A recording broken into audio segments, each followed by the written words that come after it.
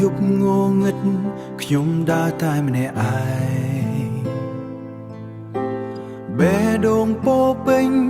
ដោយការភ័យខ្លាចប៉ុន្តែមានសំឡេងមួយហៅខ្ញុំស្ងាត់ស្ងាត់នាំខ្ញុំឆ្ពោះទៅពន្លឺថ្មីព្រះអង្គនៅក្បែរមិនដែលចាកចេញតួខ្ញុំធ្លាក់ចុះឬវង្វេងផ្លូវតួខ្ញុំធ្លាក់ចុះឬវង្វេងផ្លូវ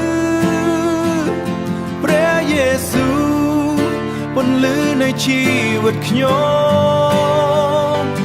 បំភ្លឺផ្លូវ